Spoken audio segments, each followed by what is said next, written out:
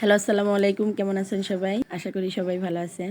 সকালে ঘুম থেকে উঠে বাসার সব কাজ শেষ করে ভাবছিলাম ঈদের হালকা কেনাকাটা করার জন্য আসলে মার্কেটে যাব। যা ভাবা সেই কাজ।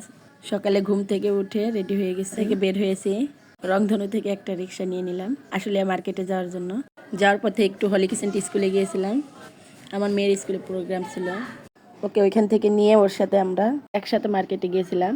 এই তো মার্কেটের মধ্যে চলে আসছি। ফার্স্টে এসে কিছু মেকআপ আইটেম দেখছিলাম। অনেক খোঁজাখুঁজির পরে কালার চুজ করার পর দুইটা কালার খুব পছন্দ হয়েছে, দুইটা কালারই নিয়ে নিয়েছি। এই দেখেন আমার হাতের অবস্থা। লিপস্টিক কিনতে গেলে আমি মনে করি সবারই হাতের এই অবস্থা হয়।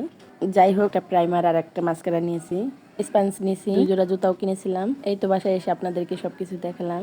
যতই কেনাকাটা করি মনে হয় কেনাকাটা শেষ হয় না। আজকেও বাসায় এসে মনে হচ্ছে অনেক কিছু কিনিনি। যাই হোক, এরকম মনে হতেই থাকবে। আজকে এ পর্যন্তই, সবাই ভালো থাকবেন। যাই হোক, আরো কেনাকাটা করে আপনাদের সাথে শেয়ার করব।